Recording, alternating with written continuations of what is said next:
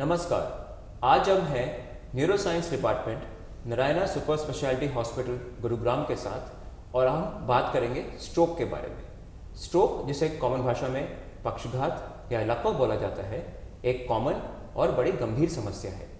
इसके बारे में डिस्कस करने के लिए मैं doctor Anurag Gupta, senior neurosurgeon Narayana super speciality Gurugram, और मेरे साथ हैं doctor Sameer Arora, consultant neurologist Narayana hospital, doctor Tariq Martin, senior consultant neuro intervention Narayana hospital, and doctor Jayaprakash Jayavelu, जो हमारे न्यूरो रिहैबिलिटेशन के इंचार्ज हैं।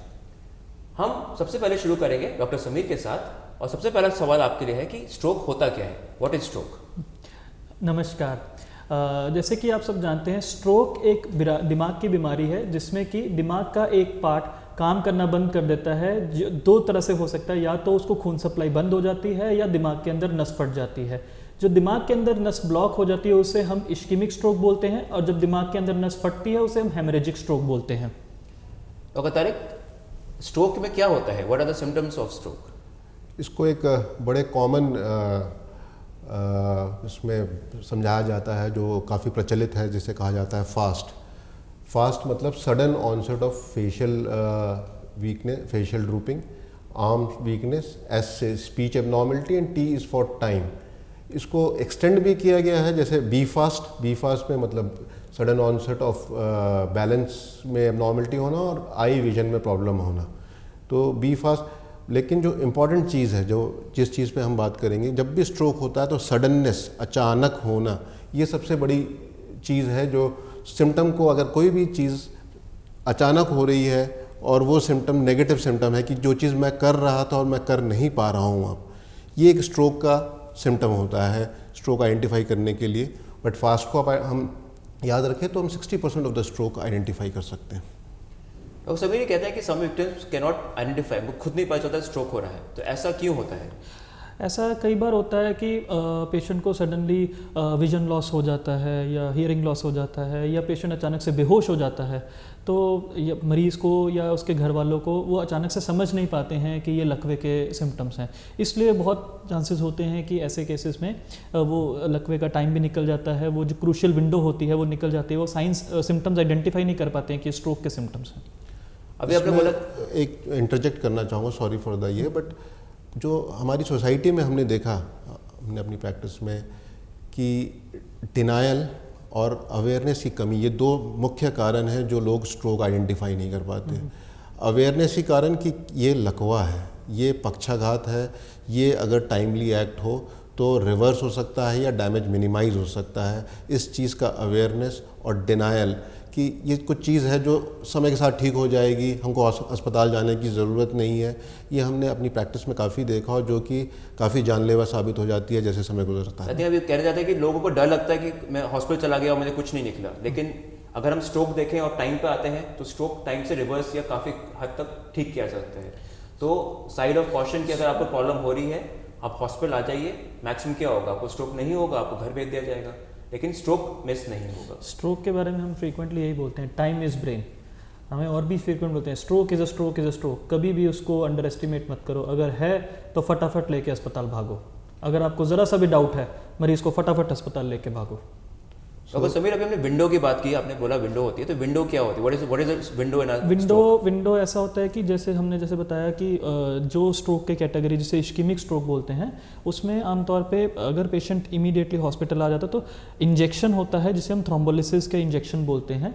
वो TPA recombinant tissue plasminogen activator होता है। उसका इंजेक्शन जो हम देते हैं वो इनिशियली 4.5 घंटे के अंदर अंदर अगर मरीज़ अस्पताल आ जाता है, डायग्नोज हो जाता है कि मरीज़ की नस ब्लॉक है, तो हम वो इंजेक्शन दे सकते हैं।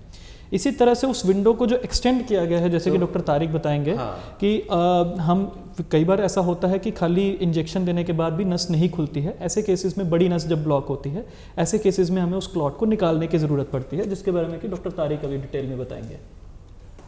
देखिए, जैसे अभी डिस्कस हो चुका है कि स्ट्रोक, जो पक्षाघात लकवा की हम बात कर रहे हैं, जैसे डॉक्टर समीर ने बताया कि एक हेमरेजिक स्ट्रोक और इस्केमिक स्ट्रोक है। हम इस्केमिक स्ट्रोक की यहाँ पे बात कर रहे हैं, जो 85% ऑफ द स्ट्रोक के कारण है, जिसमें नस में क्लॉट मीन्स किसी तरह की रुकावट आ गई, जो आगे का फ्लो दिमाग के कोशिकाओं में नहीं जा पा रहा, जो दिमाग के न्यूरॉन्स हैं, न्यूरॉन्स मतलब उनके जो सेल्स हैं वो डैमेज हो रहे हैं। तो स्ट्रोक को रिवर्स करने का जो तरीका है कि उनका फ्लो जब डैमेज होने से पहले ही अगर हम उनका फ्लो स्टैब्लिश कर लेते हैं तो हम ब्रेन को सैल्वेज कर पाते हैं, उनको बचा पाते हैं और पेशेंट की फंक्शनैलिटी वापस ला पाते हैं। ऐसे केसेस में हमें, जैसे डॉक्टर साहब ने बताया, डॉक्टर समीर ने, कि एक सबसे पहले जो स्टैंडर्ड ऑफ केयर है वो एक क्लॉट लाइटिक दवा है जो क्लॉट को डिसॉल्व कर देती है। लेकिन बहुत बार ये दवाएं बड़े स्ट्रोक में क्लॉट का बर्डन ज़्यादा हो, उन केसेस में ये काम नहीं कर पाती जहाँ बड़े नसों का स्ट्रोक हो। बड़ी नसों का मतलब बड़ी धमनियाँ ब्लॉक हो चुकी हों। ये 1/3 स्ट्रोक का कारण होते हैं, लेकिन स्ट्रोक से होने वाली 90% की मौत का कारण ये बड़ी वेसल का स्ट्रोक होते हैं और 70% का स्ट्रोक से होने वाली डिसेबिलिटी का कारण होते हैं। इन केसेस में जो अब थेरेपीज़ आई हैं, जो 2015 में जिनको मान्यता मिल गई, जिनके लिए कहा गया कि अगर आपको बड़ी वेसल का स्ट्रोक लग रहा है तो इमीडिएटली हम कैथ लैब में मरीज़ को ले जाकर उस क्लॉट को निकाल के फ्लो स्टैब्लिश करने की कोशिश करते हैं। बहुत अलग अलग तरीके होते हैं, प्रोसेस होते हैं, प्रक्रियाएं होती हैं, जो जितनी जल्दी से जल्दी की जाए उतना ज़्यादा फ़ायदा होता है। इसमें हम अप टू 6 आवर्स तक जाते हैं। दिस इज़ जो जैसे डॉक्टर साहब ने बताया कि लाइसिस के लिए 4.5 घंटे, 6 घंटे तक हम इसमें मैकेनिकल थ्रोम्बेक्टमी का जो प्रोसीजर, इस प्रोसीजर को हम मैकेनिकल थ्रोम्बेक्टमी कहते हैं, इसको हम 6 घंटे तक करते हैं। But there are certain cases जहां हम बियॉन्ड टाइमलाइन जाते हैं, जहां 24 घंटे तक जाते हैं, जहां हमें ऐसा स्पेशल इमेजिंग से समझ में आता है कि नहीं, अभी भी हम ब्रेन को सैल्वेज कर सकते हैं।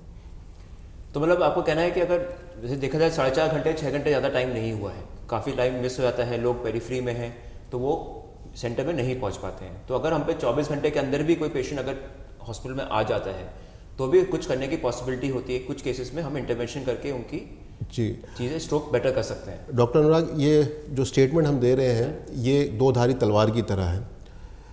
ये लोगों में ये चीज़ नहीं जानी चाहिए कि नहीं हमारे पास 24 घंटे तक का टाइम है, हम वेट करते हैं, अभी सोचते हैं, अभी हम डिस्कस करेंगे, हम फ़ोन करेंगे।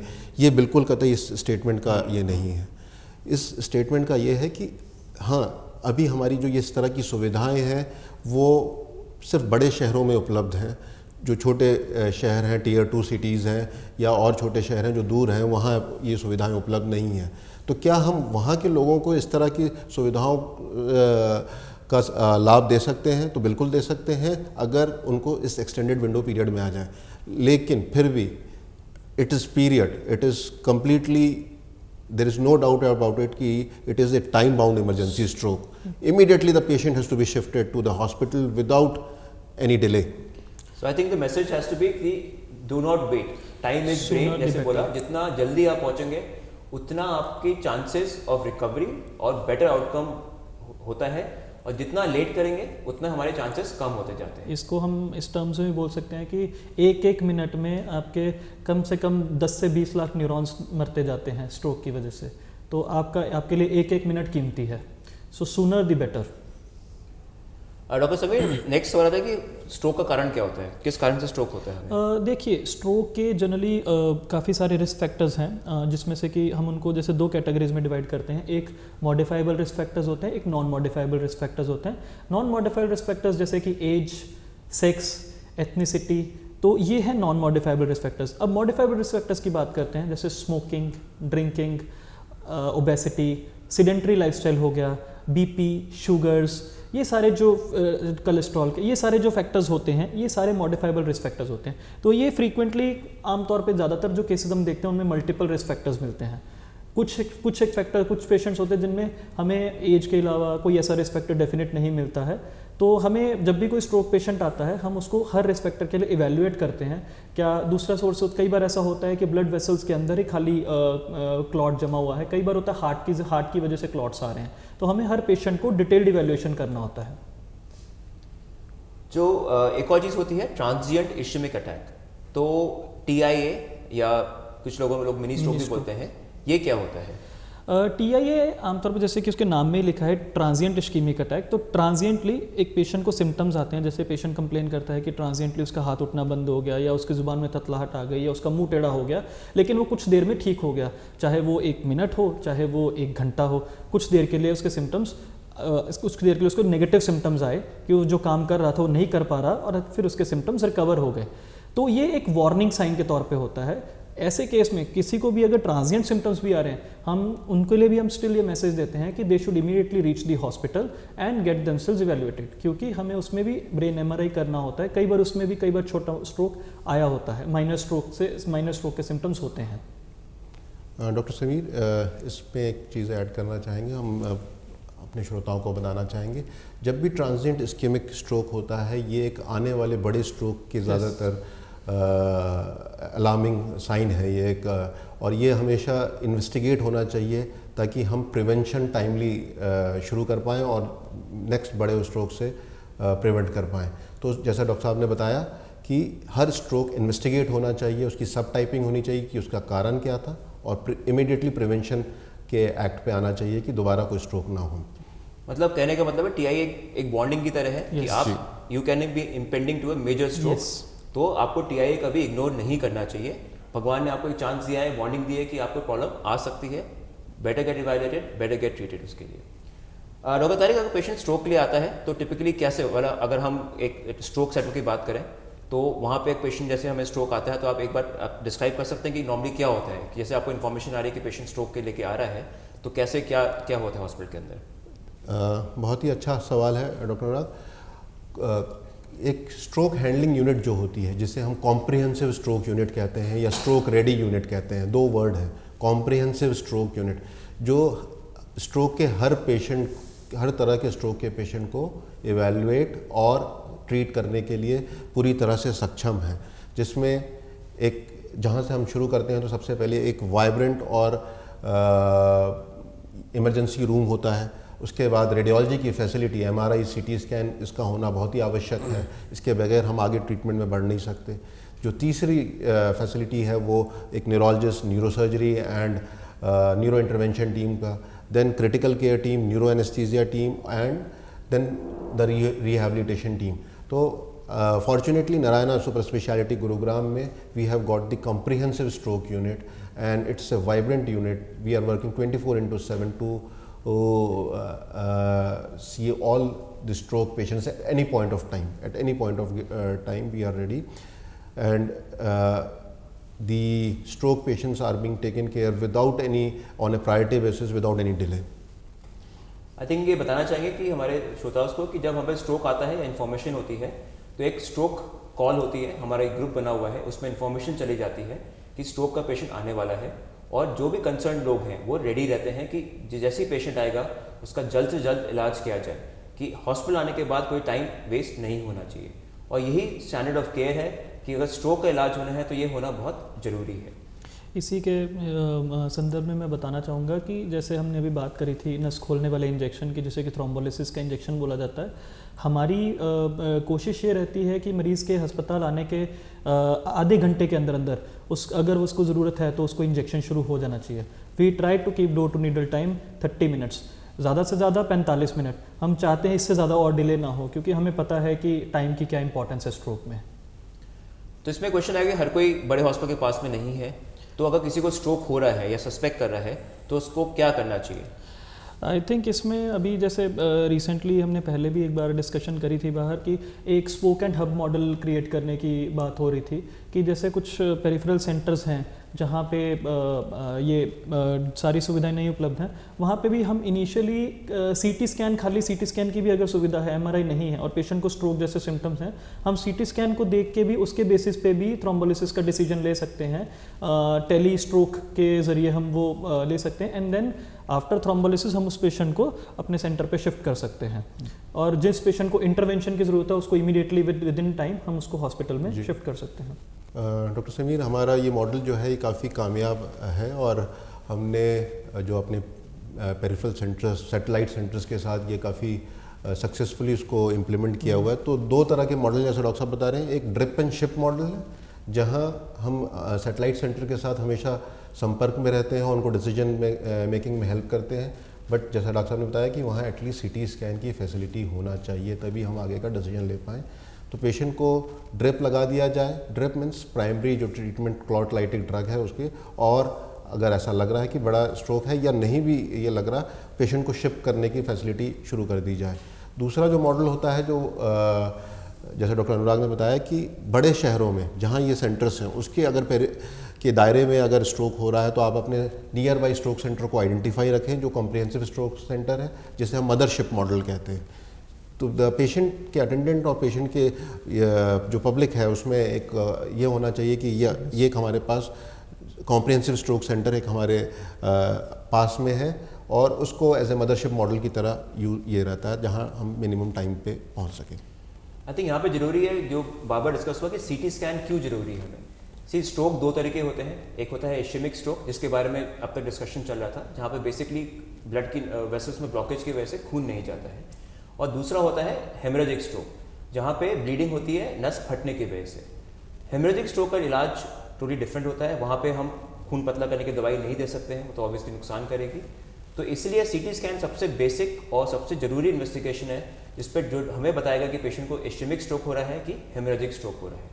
इसलिए जो डिस्कशन हुआ कि आप जहाँ पे भी जाएं वहाँ पे सीटी स्कैन की सुविधा होना बहुत ज़रूरी है, उसी के बाद आगे का जो ट्रीटमेंट है वो डिसाइड हो सकता है। डॉक्टर तारिक, मैं पूछना चाहूँगा कि ब्रेन एंजियोग्राफी और क्या होती है, किस तरह की होती है और क्या रोल है कि एक्यूट स्ट्रोक में भी, और जिनको कभी स्ट्रोक हुआ है और शायद एंजियोग्राफी नहीं हुई है उनको क्या कराना चाहिए? जैसा अभी डिस्कस हो चुका है कि स्ट्रोक का कारण पता करना बहुत ज़रूरी है दोबारा स्ट्रोक ना होने के लिए। That is the prevention of from the secondary prevention हम जिसे कहते हैं कि दूसरा स्ट्रोक ना हो। तो इसके कारण के जब हम इवैल्यूएशन करते हैं तो हार्ट का इवैल्यूएशन, हार्ट ठीक से काम कर रहा है क्योंकि हार्ट पंप है जो खून को भेज रहा है, वो किस द्वारा जा रहे हैं, पाइप के द्वारा जा रहे हैं जो खून की धमनियाँ होती हैं वो लेके जाती हैं। तो या तो हार्ट में गड़बड़ हो सकती है या उन पाइपों में गड़बड़ हो सकती है या खून के अंदर खुद गाढ़े होने की टेंडेंसी हो। तो ये 3 मुख्य कारण होते हैं जिनकी वजह से स्ट्रोक हो सकता है, तो इसको सब टाइप करना ज़रूरी है। अब जब भी स्ट्रोक हो या TIA हो या जो स्ट्रोक हो उसके बाद पेशेंट रिकवर कर जाए तो इन सब का इवैल्यूएशन होना चाहिए। हाँ, इसी तरह जो ट्यूब का जो इवैल्यूएशन है उसे हम एंजियोग्राफी कहते हैं। एंजियो मीन्स वेसल और graphy means study of those vessels.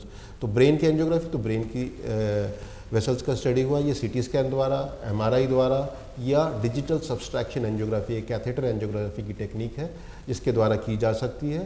तो पहले हम चाहते हैं कि नॉन इन्वेजिव हो, नॉन इन्वेजिव मतलब CT स्कैन या MRI द्वारा। अगर उसमें कुछ हमें रुकावट दिख रही है तो उसका कन्फर्मेशन जो होता है वो कैथेटर एंजियोग्राफी से हो और उसके फाइंडिंग के हिसाब से उसका जो दवाएं हैं और सेकेंडरी प्रिवेंशन के लिए क्या और उपाय करना है उसके हिसाब से हम डिसीजन लेते हैं। बहुत बार ऐसा होता है कि जैसे कि डॉक्टर तारिक ने बताया कि जब हार्ट की वजह से अगर कोई क्लॉट्स ऊपर ब्रेन में जा रहे हैं तो उसकी दवाई अलग होती है, उसमें हमें एंटीकोएगुलेशन नाम की दवाई होती है वो देनी पड़ती है। और ब्लड वेसल्स की वजह से जैसे होता है उसमें ब्लड थिनर जो नॉर्मली एंटीप्लेटलेट्स दवाइयाँ होती हैं। तो बहुत बार ऐसा होता है कि पूरी वैल्यूएशन नहीं होती है पेशेंट की और patient normally plain blood thinners पे चलता रहता है और पेशेंट को दोबारा लकवा मार जाता है। तो ये चीज़ इसीलिए डिटेल्ड इवैल्यूएशन बहुत ज़रूरी हो जाती है। आई थिंक हमने देखा है कि बहुत लोग बाहर से CT स्कैन हो जाता है लेकिन एंजियोग्राफी नहीं की जाती है। जो बहुत पेशेंट आते हैं जिनको स्ट्रोक पहले पास्ट में हुआ होता है और उनकी जब एंजियोग्राफी हम कराई जाती है उसमें काफ़ी बार ब्लॉकेज मिलता है। तो जो पॉइंट है कि जो भी होगा, आपको पास में भी स्ट्रोक हुआ हो, आप रिकवर हो गए हो, आप किसी को जानते हो, तो उसकी एंजियोग्राफी होना जरूरी, ब्रेन की और नेक की दोनों होना बहुत जरूरी है जिससे कि फ्यूचर स्ट्रोक हम प्रिवेंट कर सकें। और साथ में एक प्रॉपर कार्डियक इवैल्यूएशन वो बहुत जरूरी है। ये चीज़ें बहुत चीज़ें मिस हो जाती हैं खास करके यंग स्ट्रोक्स में कार्डियक इवैल्यूएशन बहुत ज़रूरी होता है, क्योंकि यंग स्ट्रोक्स में हम जो नॉर्मली हम एथेरोस्क्लेरोसिस को एक कॉमन कारण मानते हैं स्ट्रोक्स का, वो यंग पेशेंट्स में उतना कॉमन नहीं होता। तो उन केसेस में हमें अदर कॉजेज़ स्ट्रोक के देखने ज़रूरी होते हैं, जैसे कि हार्ट डिजीज़ हो गया या कोई नेचुरली खून गाढ़े की टेंडेंसी होती है, उसमें हम थ्रोम्बोफिलिया प्रोफाइल नाम के टेस्ट होते हैं वो करते हैं, या फिर कई बार ब्लड वेसल्स के अंदर कुछ नेचुरली कोई ब्लड वेसल सोजन आ रही है जिससे वेस्कुलाइटिस होता है, वो सारे कारण हमें देखने ज़रूरी होते हैं। अगले बात क्वेश्चन करें तो सर्जरी का रोल क्या होता है स्ट्रोक में? तो सर्जरी का रोल यहाँ पे सिर्फ एक लाइफ सेविंग रोल होता है कि अगर बहुत बड़ा क्लॉट होता है जिसकी वजह से दिमाग में प्रेशर बनता जा रहा है, या कई बार स्ट्रोक ऐसे हो जाते हैं कि दिमाग में काफ़ी बड़ा हिस्सा डैमेज हो जाता है और दिमाग में बहुत सूजन हो जाती है, तो एक लाइफ सेविंग पर्पज़ की तरह से हम सर्जरी करते हैं जहाँ पे दिमाग का एक ब्रेन का एक हड्डी का हिस्सा निकाल दिया जाता है जिससे कि ब्रेन को जगह मिल जाए फैलने के लिए। लेकिन सर्जरी करने से कोई आदमी की रिकवरी में हेल्प होती है कि हाथ पैर में ज़्यादा रिकवर हो जाएगा, ऐसा कुछ हो जाएगा? ऐसा कुछ नहीं है। सर्जरी यहाँ पे सिर्फ एक लाइफ सेविंग लास्ट रिजॉर्ट होता है कि जो ब्लीडिंग अगर बहुत बड़ी है या बहुत बड़ा उसमें स्ट्रोक बन गया है तो एक लाइफ सेविंग प्रोसीजर होता है। तो यहाँ तो हमने बात की अब स्ट्रोक के बारे में कि क्या होता है, क्या इलाज किया जाता है। अब हम चलते हैं आगे कि भाई एक बार स्ट्रोक हो गया है, पेशेंट को हॉस्पिटल में भर्ती हो गया है, स्टेबलाइज हो गया है, तो आगे उसका फ्यूचर कैसे हो सकता है, क्या होता है। यहाँ पे डॉक्टर जयप्रकाश से पूछना चाहूँगा कि स्ट्रोक पेशेंट एक बार जब स्टेबल हो जाता है, उसकी एक्यूट प्रॉब्लम ठीक हो जाती है, तो उसका आगे कैसे रिहेबिलिटेशन होता है, कैसे रिकवरी होती है? Okay, the recovery depends on the severity of the stroke. Severity of stroke. If there is a initial period में stabilize होने के बाद हमारा रोल rehabilitation specialist का रोल आता है. कुछ पेशेंट्स लाइक विंडो पीरियड में आ गया, इन्फाक्ट है एंड माइल्ड स्ट्रोक है, कम्प्लीटली रिकवर हो जाता है. बट मेजर स्ट्रोक्स हैं, इवन मेजर स्ट्रोक्स में कुछ रेजिडुअल डेफिसिट्स हैं, उनको लिए रिहेबिलिटेशन स्पेशलिस्ट का रोल होता है. एंड ब्लीड में भी we play a important role.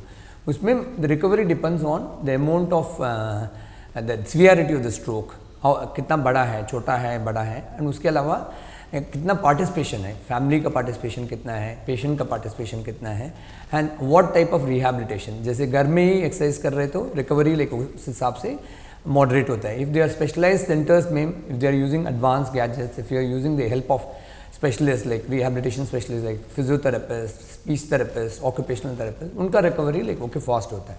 In general evidence बोलते हैं 70 to 80% of the stroke functionally independent होता है. फंक्शनली इंडिपेंडेंट का मतलब अपना काम करने लायक हो जाते हैं. 80%, 100 में 80% ऑफ स्ट्रोक फंक्शनली इंडिपेंडेंट, अपना अपने दिन का काम लाइक ओके करने में इंडिपेंडेंट हो जाता है. आपका कहना है कि जरूरी है कि प्रॉपर रिहेबिलिटेशन हो. वैसे प्रॉपर रिहेबिलिटेशन, बहुत पेशेंट स्ट्रोक के बाद खाना नहीं खा पाते, राइस ट्यूब होता है, तो वहाँ पे आई थिंक रोल आता है कि हमारे जो ओरल स्पीच स्वॉलिंग वाले होते हैं, swallowing speech and swallowing practice कराते हैं कि कैसे खाना खाया जाए, कैसे सही से स्वॉलो किया जाए.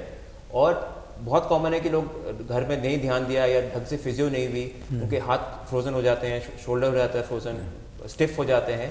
तो यहाँ पे फिजियो प्रॉपर एक रिहेबिलिटेशन होने का, न्यूरो रिहेबिलिटेशन का बहुत जरूरी है कि प्रॉपर सेंटर से वो कोऑर्डिनेट किया जाए. सुपरवाइज एंड एडवांस सेंटर्स में कोऑर्डिनेट करने में कॉम्प्लिकेशंस भी जैसे डॉक्टर साहब ने बोला है, जैसे फ्रोजन शोल्डर हैं या बेड सोर्स है, फ्रैक्चर्स है. एंड उसके अलावा काफ़ी पेशेंट्स निमोनिया में भी सफ़र होता है. प्रॉपरली ओरल केयर नहीं दे रहे, निगलने का शक्ति इंप्रूव नहीं हो रहे, तो वो निमोनिया का चांसेस भी बढ़ जाता है. इसलिए okay supervise and comprehensive rehabilitation centre से ट्रीटमेंट ले लेंगे या सलाह ले लेंगे, उससे ये कॉम्प्लिकेशंस भी, निमोनिया, बेड सोर एंड कंट्रैक्शंस एंड ये डीवीटी बोलते हैं, क्लॉट, लेकिन ब्लीड केसेस में देखो कि जिसमें ब्लीड होता है डीवीटी का चांसेस भी होते हैं, वो भी अवॉइड कर सकता है. And the functional independence will be better. Advanced current advances में most of the patients, 90% of the patients becomes like independent with proper rehabilitation techniques. Doctor Jayaprakash, आपसे एक ये था कि हमारे बहुत से पेशेंट्स काफ़ी दूर से आते हैं, उनके लिए रोज़ रिहेबिलिटेशन थेरेपी करने के लिए अस्पताल आना पॉसिबल नहीं हो पाता.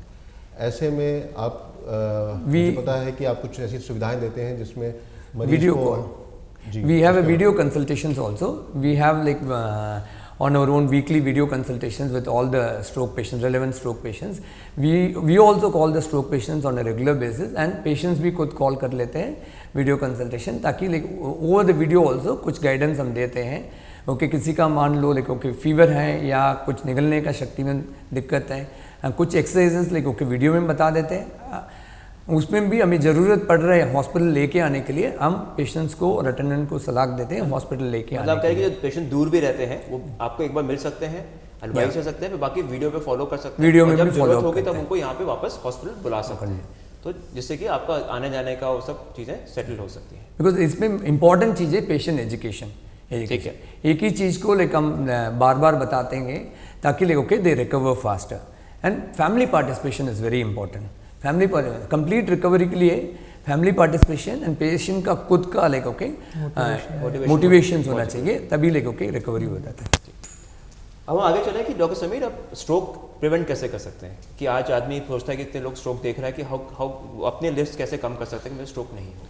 आई थिंक इसका जो सबसे इम्पॉर्टेंट, जो जैसे पहले हमने डिस्कस किया कि जो रिस्क फैक्टर्स हैं, जो मॉडिफाइबल रिस्क फैक्टर्स हैं, हम उन पे कंट्रोल कर सकते हैं. उसमें सबसे पहला है कि हमारा लाइफस्टाइल, जो हमेशा बैठे रहने का, एक good amount of physical activity should be included. Then आपकी जो डाइट है, डाइट के अंदर बहुत ज़्यादा ये फैटी चीज़ें या सॉल्टी चीज़ें, ये थोड़ी चीज़ें हमें कम करनी पड़ेंगी। उसके अलावा अपना शुगर्स एंड ब्लड प्रेशर्स वो हमें मेंटेन रखना पड़ेगा। Apart from that I think जो रेगुलर स्क्रीनिंग है, खास करके अगर आपके फैमिली में अगर किसी को भी स्ट्रोक हुआ है, then you should be more aware and अपना जो रेगुलर स्क्रीनिंग चेकअप है, इवेल्युएशन, अगर आपका स्कोर ऐसा आ रहा है कि आपको लग रहा है कि आप you are at more risk, then हमें इवेल्युएशन करना है। एंड कोई भी रिस्क फैक्टर है, अगर कोई ऐसा है जैसे कोलेस्ट्रॉल बहुत ज़्यादा बढ़ा हुआ है, डाइटरी चेंजेस तो है ही हैं, अपार्ट फ्रॉम दैट अगर कोई दवाई की ज़रूरत है आप वो दवाई भी देंगे। बीपी बढ़ा हुआ है, आप बीपी को कंट्रोल कीजिए, शुगर्स बढ़ी हो शुगर को कंट्रोल कीजिए। तो डेफिनेटली हम जो रिस्क फैक्टर्स को कंट्रोल करते जाएंगे तो हमारा जो स्ट्रोक होने का चांसेस है वो कम होता जाता है। आई थिंक हमने काफ़ी डिस्कस कर लिया। डॉक्टर तारिक, आपसे पूछना होगा, कोई एक टेक होम मैसेज देना चाहेंगे जिससे पहले हम ये टॉक को ख़त्म करें? देखिए, हमारा मेन पर्पस हम सबका यहाँ पे ये था कि एक अवेयरनेस, सोसाइटी में अवेयरनेस बहुत ज़रूरी है स्ट्रोक के लिए। और ये अवेयरनेस जो है हमारा ये है कि spot a stroke and save the life, so that we prevent disability, we prevent a life, a precious life from getting disabled or lost.